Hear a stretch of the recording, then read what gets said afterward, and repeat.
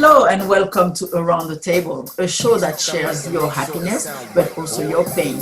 If you have experienced a situation that has affected you to the point that you wanted to quit your job, your husband, your wife, your friend, or maybe your church, we want to hear from you.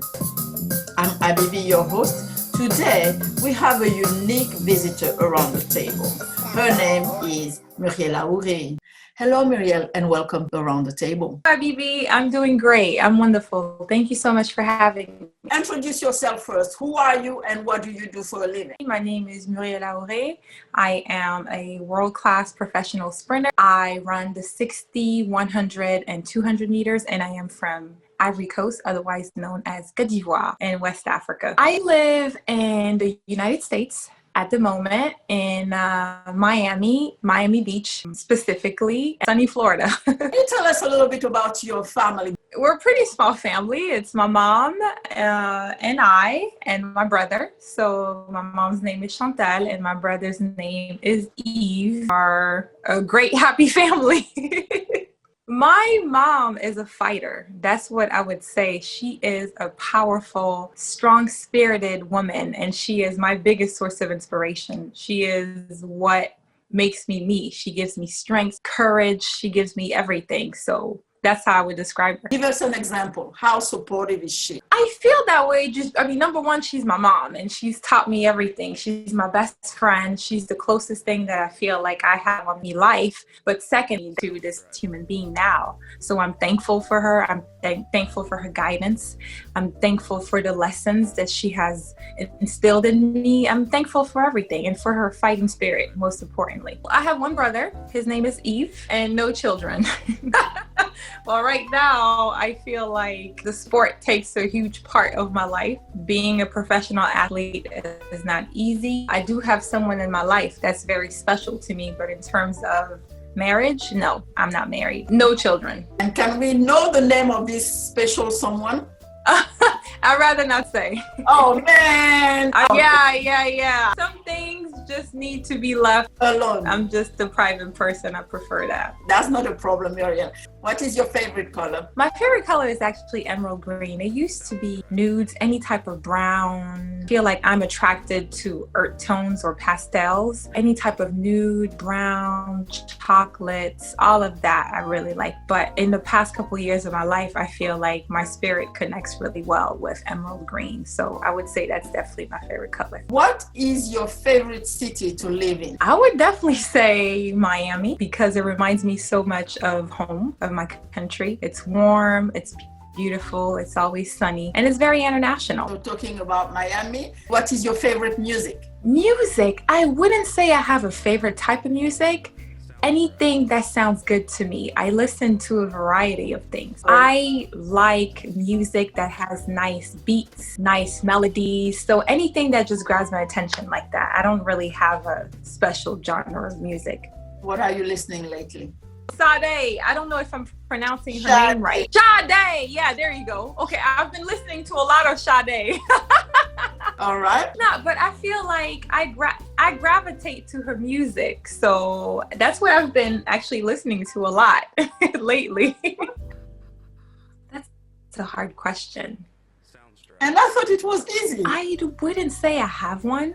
I do love Viola Davis, but I wouldn't say she's my favorite actress or actor. But Viola Davis, I feel like she has such a gift in transforming, and she's just so moving in any character or anything that she plays in. So she's able to embody these unbelievable characters and tell their story through her. Okay. I just think that's really beautiful. What about actor? Do you have one? I don't have a favorite actor.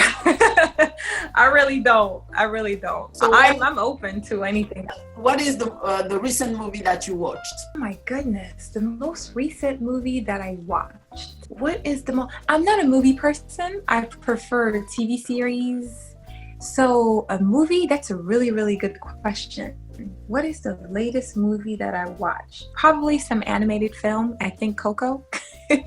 Okay. So on the series then, what did you watch lately, or what are you watching? Oh my gosh. Well, one of my all-time favorite shows is The Office. I love The Office. It is hilarious. So that's the most recent thing. I have seen every episode over 10 times and I still laugh. It's just like a feel-good show. I love The Office for sure. Why is that? I understand it makes you laugh, but after that, what else do you like about this movie? Are there the actors, the message? Oh, it's a TV series. Yeah, I mean, I do actually like Steve Carell. I think he's a really good actor. So he's the lead actor in the series of The Office, and he's just so funny. And all the supporting cast and everybody else is great. So it's kind of like a show that allows me to just relax, like, you know, kind of put your brain away and then just kind of watch and get lost in the story. And it's just so funny because it's so relative to life. It's like, you know, regular people going into an office every day and working. So it's just hilarious.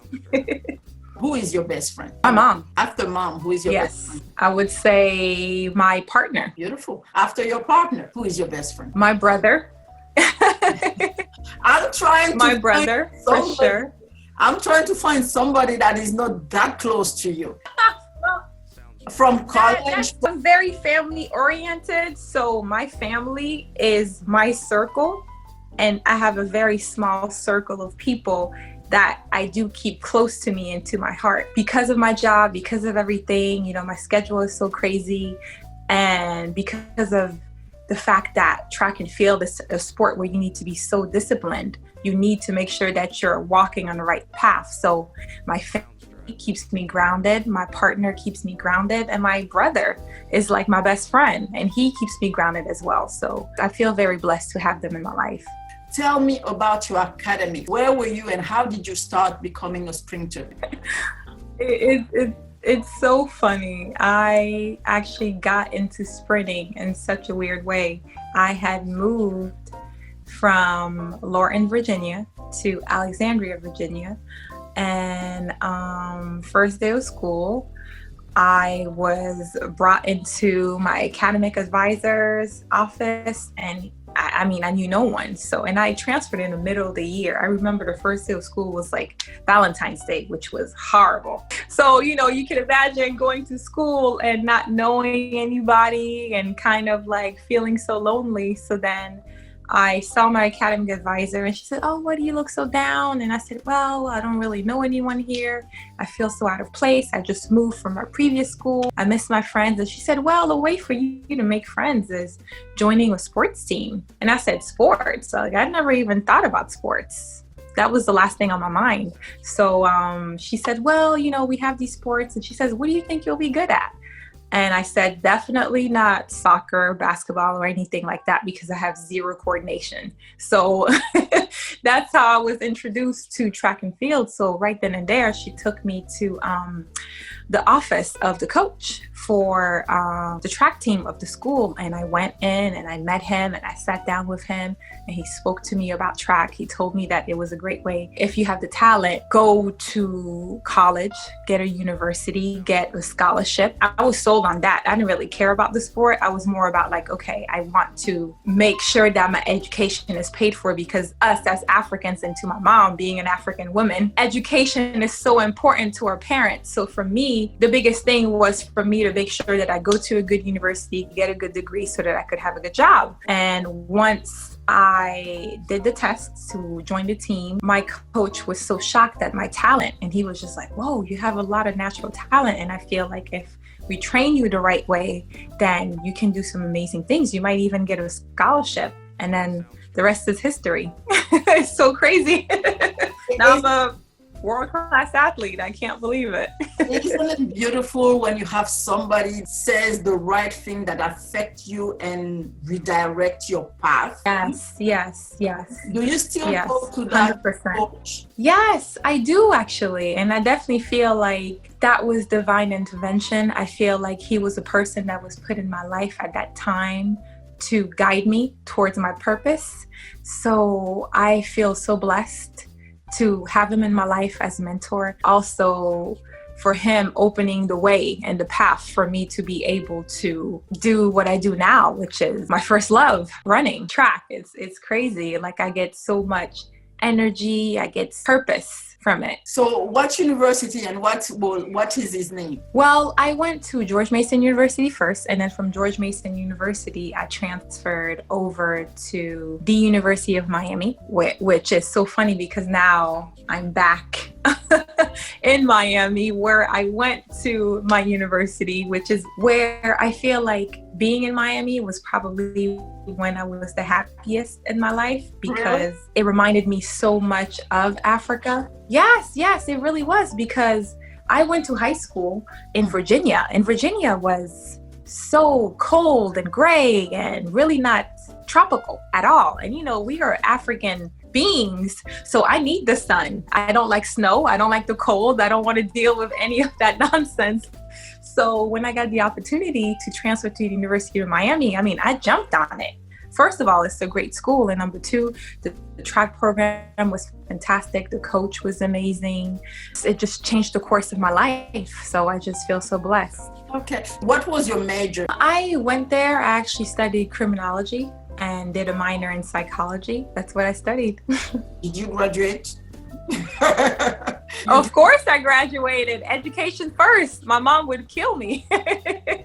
I graduated. I definitely did. That's the most important thing. In 2009, bachelor in criminology. At the time, I wanted to, go into the criminology field. And now with my job, it's the polar opposite.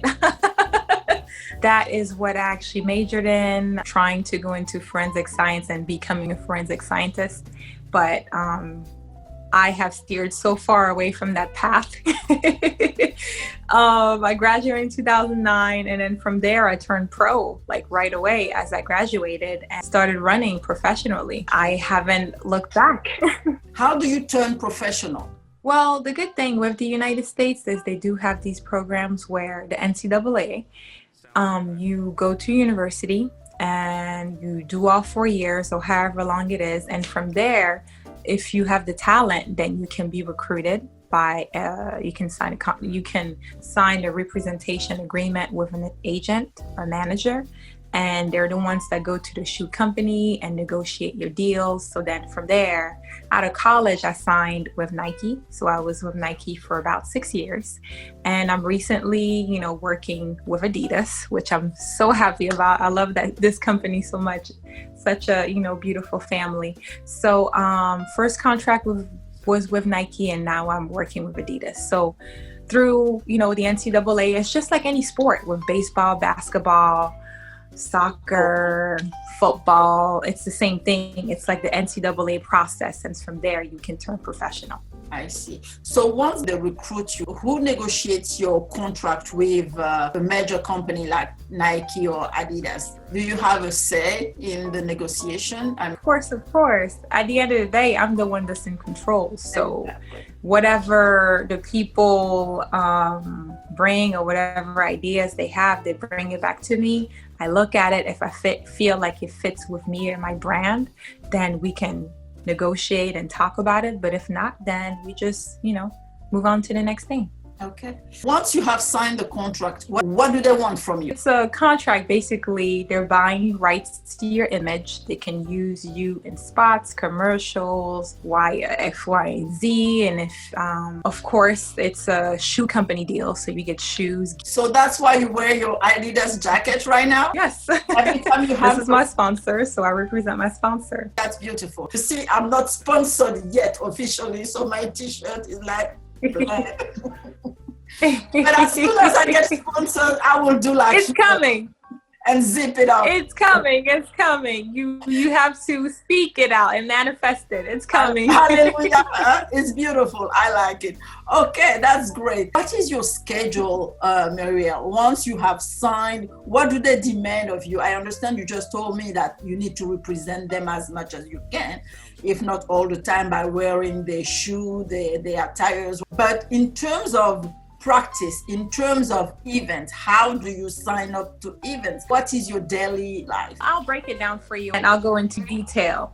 We have a series of competitions all around the world called the Diamond League Series, and that is a series of 12 meets all around the world from every single continent, from the United States to Africa to Europe and China. There are meets all around the world that you compete in. Those are professional paid meets, and also you have Olympic Games, World Championships. Olympic Games are every 4 years, World Championships are every 2 years. And then on top of that, within that circuit, there is the circuit of the Diamond League Series, and then different meets too. Then there's the Golden League. Yeah, I think it's Golden League. I can't remember the name of it.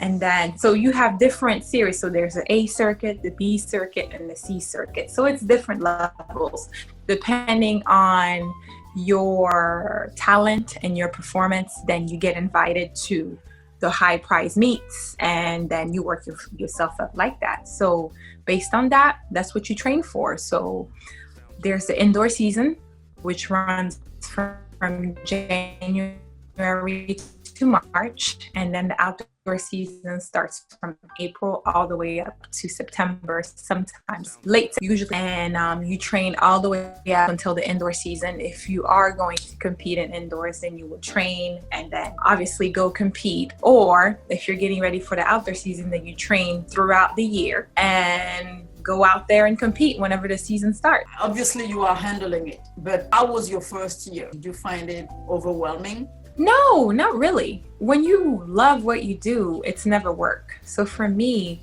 track has never been work. If anything, I feel free when I run. It's my escape. It's where I can channel my energy. If I'm frustrated, if I'm having a bad day, I go to practice, and then I can release that energy on the track. I can just kind of like embody everything that I'm working to become. So definitely not. It was fun. It was exciting. I got to travel all around the world, go to different places, go to different competitions, experience different cultures, eat different foods. I had so much fun. I don't think it was any stress at all. That's why you're still doing it. Do you make friends? Yeah. Are you in contact with your friends, competitors? That's correct. Nonetheless? Yes, absolutely. Being in the sport, that's the great thing about it. You have people from every single nation. So it's a great, great, great network. You get to meet so many people, be around different cultures, and then you get to have friends from all over. Friends, competitors, it's awesome. Yeah. Do you keep in touch? Definitely. No, because you said that you don't have a best friend. So I'm just still trying to find the name. Oh, when I say that, it's not like I don't have a best friend or friends like that. Yes, I have friends, but I don't use the word best friend loosely. Of course, I have great friends that are like soul sisters and everything. Like a friend for me will be more of a sister. Like a best friend feels like a sister. So I don't use the term best friend or friend loosely, but the people that are the closest to me are my family. Those are who I considered like my best friend.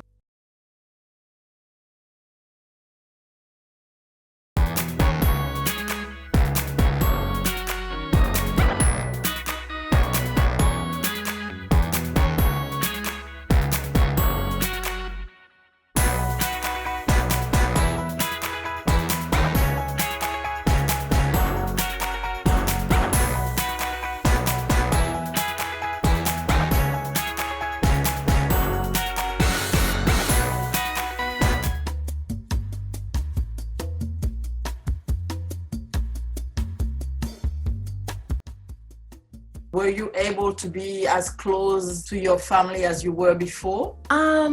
Since I do live on the other side of the world, my family is in Ivory Coast. I am kind of used to it because my training schedule is so hectic. I only get 1 day off a week. So my schedule is so crazy that I don't even feel it. I get into these routines and it's like training after training after training after training. Off day is when I sleep and rest and do my grocery shopping or do my cooking or get organized and journal and do all the things that I need to do to kind of get going. So it's a cycle. So you don't really feel it. But I speak to my family every day. We're on FaceTime, we're on WhatsApp video chat, we're constantly communicating. As soon as I wake up, first thing I do is call my mom. Before I go to sleep, first thing I do is call my mom. Beautiful. Same thing with my brother. We just keep such tight communication that I haven't really felt the distance closer than ever. That's very good for your spirits. And then the sport is working on your mind too. Can you please break down your schedule for us? Okay, so basically we have a series of competitions all around the world called the Diamond League Series. And that is a series of 12 meets all around the world from every single continent, from the United States to Africa to Europe. So, like, you can't have competitors brand. Like, I cannot be with Nike and also with Adidas because they're competitors. So there's a clause in your contract that says that if you are a Adidas athlete, you are not allowed to wear any other sports brand but Adidas. So, and then on top of that, within that circuit, there is the circuit of the Diamond League Series and then different meets too. Then there's the Golden League. Yeah, I think it's Golden League. I can't remember the name of it. And then, so you have different series. So there's the A circuit, the B circuit, and the C circuit. So it's different levels depending on your talent and your performance. Then you get invited to the high prize meets, and then you work yourself up like that. So based on that, that's what you train for. There's the indoor season, which runs from January to March, and then the outdoor season starts from April all the way up to September, sometimes late usually. And you train all the way until the indoor season. If you are going to compete in indoors, then you will train and then obviously go compete. Or if you're getting ready for the outdoor season, then you train throughout the year and go out there and compete whenever the season starts. So is it a lot? Obviously you are handling it, but how was your first year, for example? Did you find it overwhelming? No, not really. When you love what you do, it's never work. So for me, track has never been work. If anything, I feel free when I run. It's my escape. It's where I can channel my energy. If I'm frustrated, if I'm having a bad day, I go to practice and then I can release that energy on the track. I can just kind of like embody everything that I'm working to become. So definitely not. It was fun. It was exciting. I got to travel all around the world, go to different places, go to different competition, experience different cultures, eat different foods. Just, I had so much fun. I don't think it was any stress at all. Do you make friends from all around the world? Oh, yes, of course. Yes, absolutely. Being in the sport, that's the great thing about it. You have people from every single nation. It's a great, great, great network. You get to meet so many people, be around different cultures, and then you get to have friends from all over. Friends, competitors, it's awesome. What do you think about our new neighbor? I call it a neighbor because it seems like he's here to stay. What do you think about COVID-19 and how it has affected you? Oh my goodness, COVID-19 has been the craziest thing that has happened to the world. I still cannot believe the magnitude as to how this thing has taken over the world. It's unbelievable. When it first came out, I said, oh, well, maybe a couple months, then all of this stuff will go away. Hocus pocus, schmocus pocus. You're just thinking like, oh yeah, whatever, okay. But then as you see more and more things getting canceled, people dying and all of that, it's like, whoa, this is getting serious. And we just have to make sure that we stay safe, we protect ourselves, we follow all of the instructions that the people from your county or your country are giving you to stay safe. Make sure you're washing your hands, make sure you're disinfecting your hands, make sure that you are practicing social distancing and not putting yourself in harm's way. Because at the end of the day, if you protect yourself, then you are also protecting other people. So you just have to be mindful of that. Were you able to be as close to your family as you were before? Since I do live on the other side of the world, my family is in Ivory Coast. I am kind of used to it because my training schedule is so hectic. I only get one day off a week. So my schedule is so crazy that I don't even feel it. I get into these routines and it's like training after training after training after training. Off day is when I sleep and rest and do my grocery shopping or do my cooking or get organized and journal and do all the things that I need to do to kind of get going. So it's a cycle. So you don't really feel it. I speak to my family every day. We're on FaceTime, we're on WhatsApp video chat, we're constantly communicating. As soon as I wake up, first thing I do is call my mom. Before I go to sleep, first thing I do is call my mom. Beautiful. Same thing with my brother. We just keep such tight communication that COVID, I haven't really felt the distance closer than ever. So talking about scheduling, I want you to explain what is your schedule like? Well, yes, the schedule depends on the time of year it is and also the season and what it is that I'm getting ready for. So based on what it is that we're doing, if we're getting ready for a competition, then you go into different cycles of training. So the cycles could be anywhere from 2, 3, 4 week cycles. And then after that, you get a week off recovery so that you can get your body to kind of like calm down. But I train twice, sometimes 3 times a day. And then not just training, but then you also have treatment, you have to get massages, you have to get acupuncture, all sorts of things to make sure that your body comes back. Because what you do is you tax your body and literally redline it every single day and then go home, rest, try to recover and come back and do the exact same thing the next day. What time do you wake up? I'm up at 5 a.m. every day, anywhere from 4:45 to 5 a.m. daily. That's what is required, or you just desire to wake up that early? It's what time is required because we train at 8:30 in the morning, and I like to make sure that I wake up with enough time to spend time with myself, do my meditation, do whatever type of reading, if I want to read something or relax, or just, take time to just get my mind together, my body right. If you have to do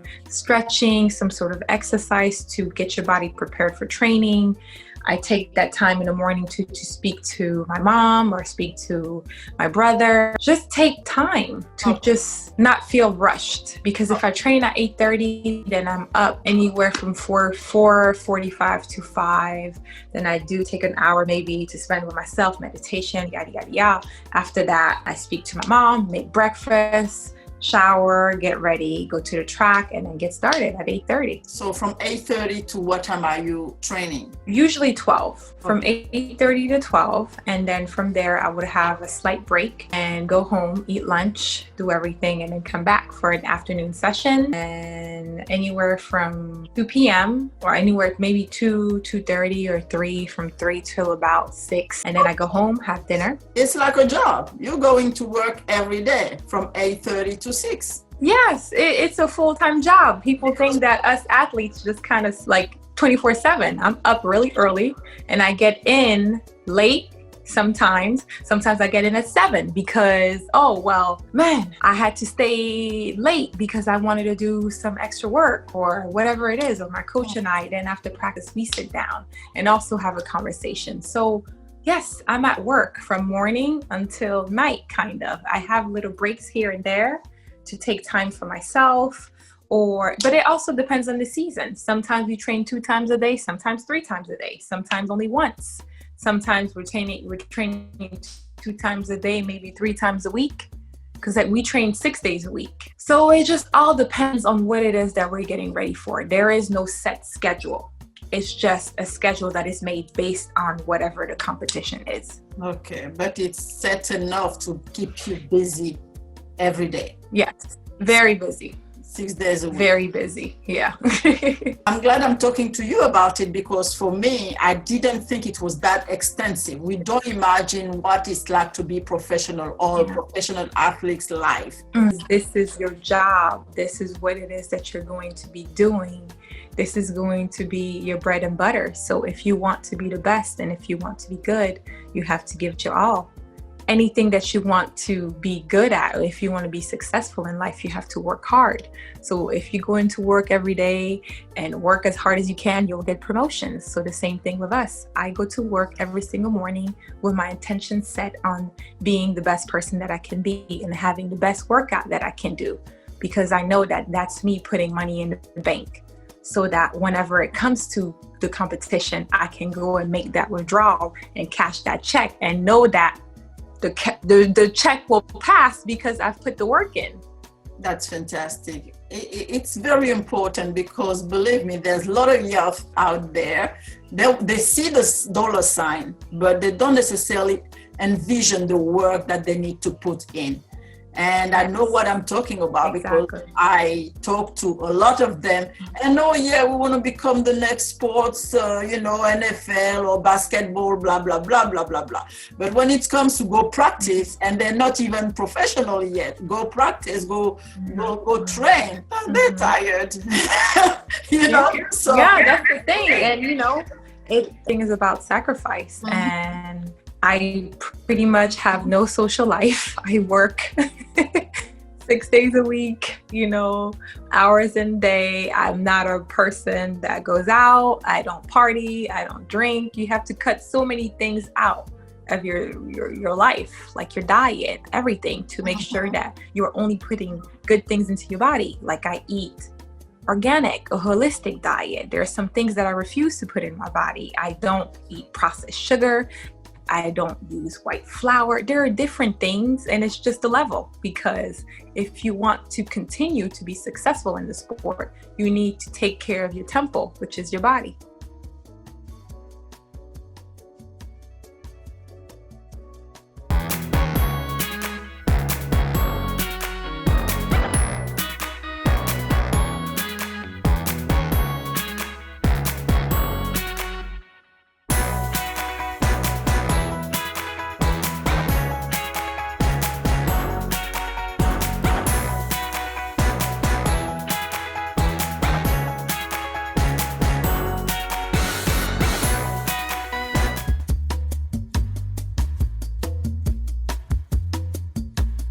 You are anticipating on my next question. Describe to us what you eat. You have spoken a little bit about it, but tell us more. Physically, you look fine. You look fine.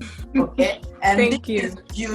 But the sport is not sufficient. What do you put into your body, and what do you recommend people to put into their body? I would say every person just needs to, based on your body type, based on where you come from, based on where your ancestry and your lineage also comes from. That's also important. Me being a person of African descent, I have to eat certain foods that work for me. Not all diets are right for everybody. So as an African person, there are certain things that are staples that I like to eat, like plantains into my diet, but incorporating and making things that fuel you, but that don't also weigh you down. So I make sure that I only eat fresh fruits, to make sure that my food or meats or things are not grown with extra hormones or pesticide or all that crap that they are putting in food here in the US, which is really scary actually. I feel like every person living here needs to be very careful as to where it is that they shop. It's better for you to go maybe to a farmer's market and get fresh fruits and veggies there, or like a Whole Foods or something like that, than going to just a regular,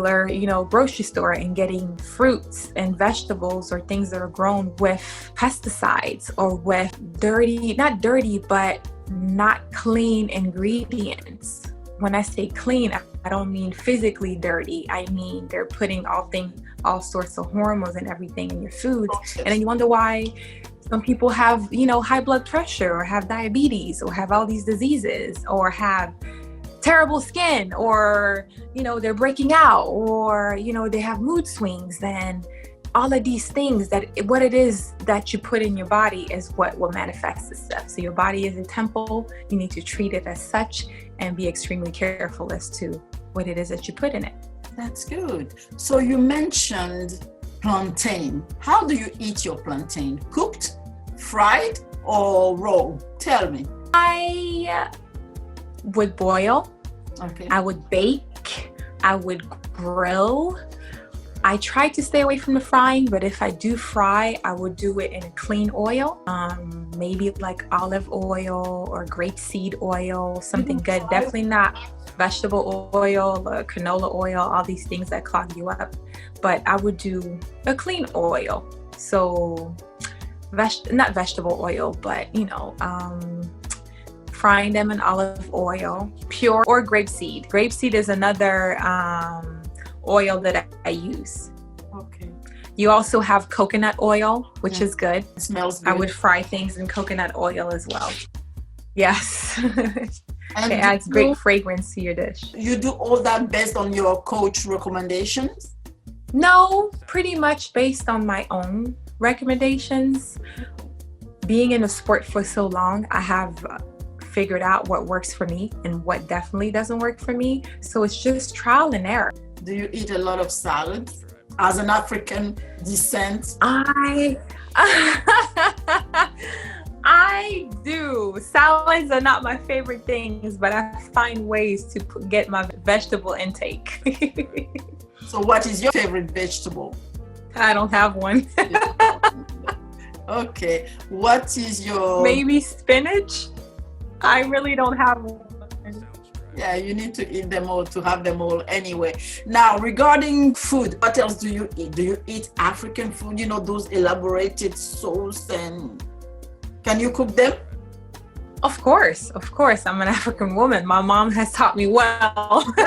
I've been in the kitchen since I was 7 years old cooking, so I know my way around the kitchen. But yeah, it depends. It's not about keeping yourself away from eating those foods. You're able to eat the foods as long as you make them the healthy way. So if you want to have like a sauce gumbo or a sauce claire or whatever, make sure that you're putting in good proteins, make sure that you're putting in clean ingredients, fresh vegetables, all that things. You know, back home, you don't really have to worry because everything is fresh. You go to the market in the morning, you get all your fresh ingredients. There's not all that crazy hormones and all that stuff like here. So there, they can, you know, they just have to watch the oil and the salt. But here, you just have to be a lot more careful. I can pretty much eat anything I want except for cakes and crepes and ice cream and all that stuff, but everything in moderation. So how many times a day do you eat, or do you have a regular schedule? Do you have to have a breakfast, lunch and dinner, or like you said, it's up to you whenever you're hungry? Breakfast, lunch, dinner, and a snack. Okay. So a snack, like breakfast, I would have breakfast after training. I'll do like a protein shake, and then I would go and have lunch. After lunch, then I go obviously to my second practice. After that practice, then I would have a snack to hold me over until I eat dinner. So 2 snacks a day and 3 meals a day. So about 5 meals daily. 3 larger meals and 2 smaller meals. What are you doing with the children in Ivory Coast? UNICEF, tell me a little bit about it and how did it start? Oh man, it's been so crazy. Like I was telling you, my mom has been my biggest source of inspiration. So growing up, watching her, you know, and she actually has a foundation, and just being with her and trying to follow her in her footsteps and be like your mother, because she's my greatest source of inspiration. I seen the love that she has for children, and she has instilled that in me. So for me, having the opportunity to be in the United States, having the opportunity to come to the US to speak English, learn English, and do my studies here, and it was through education that I found sports. I never in a million years would I thought that I would be doing this today. So through education, I was able to find my purpose and my calling. So that is what I really wanted to focus on bringing back to the Ivory Coast, because there is so much talent in Africa, but those girls have no idea what it is that they're capable of or what they can accomplish. A hand was handed to me to help me become who I am today. So for me, I would like to be that hand for those girls. So being their ambassador, being their cheerleader, being the person who is the link between the Minister of Education and also the Minister of Sport to bring education, but also sports to Ivory Coast and give these girls the opportunity to be professional athletes or have degrees and go to get good jobs, but get out of that mentality that a woman's job is to be at home. You are independent, you are capable, nothing in life is impossible. Never in a million years did I think that I would be a professional athlete, but I feel like God has put in me this gift so that I could share and bring back and inspire these girls home. So that's been my true calling. My biggest joy and the biggest purpose that I have in my heart to help these girls. So I'm blessed, I'm excited, I'm so honored, and I am looking forward to working so hard for them so that we can see some change, you know, in following years. Whenever it is that I decide to retire, there are people there and girls that can take the reins and continue, because being the first African woman to accomplish so many things, I have opened so many doors for them, but I would hate to be the one and only on this earth for. He has put me on this earth so that I could continue to share this knowledge and also give back to my community and to these girls. That is what my purpose is. That's my calling. That's what I'm excited for. So I'm working diligently through it. Of course, sports and track is not forever, but I'm already starting to transition to life after track, which is being an advocate for these girls. On the field or in the country, what have you done lately regarding that? And my second question will be, is the government really working with you? I just need to know if they receive. They are. I got the opportunity to meet with the Minister of Sport and also the Minister of Education, and things are shifting and things are moving and laws are being passed. Some things that I cannot talk about right now in great detail, but we are working diligently and very hard on shifting things. And a lot of things are going to happen. We are going to organize detection days so that we can go in different parts of Ivory Coast and detect these athletes, just like I was detected. I had no idea I had this talent in me.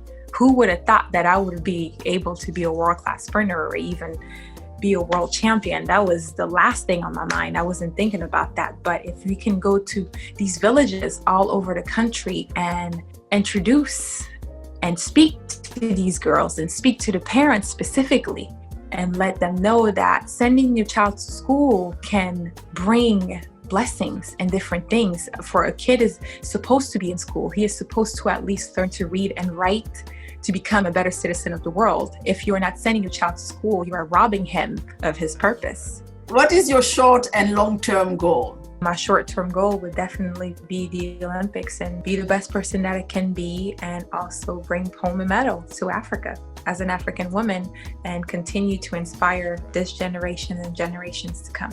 Long-term goal would definitely be what I spoke about, gifting, bringing back what I learned. Is there anything else that you want to share with us that I didn't ask? For anybody watching this, any little girl or any little boy that is sitting at home watching that just happens to click on the video, just know that you have a purpose in this world and you are important, and get up. Don't be afraid. Get out of this victim mentality. If you have gone through things in your life, you need to channel that and keep working and persevere, because nothing in life comes easy. Everything comes through work and transitions. So keep working, keep fighting, keep believing, and just don't look for shortcuts. Good things come to those who wait. Best of luck to you guys. I love you. Thank you for listening to me. Thank you for supporting me, and thank you for your prayers. And I love you. Thank you. Well, that's it. That's the end of our show. We were around the table with Muriel, our sprinter. She's an international African sprinter from Ivory Coast. She has accepted to talk to us about her personal and professional life in America and around the world. I'm Abibie, your host. See you next time around the table.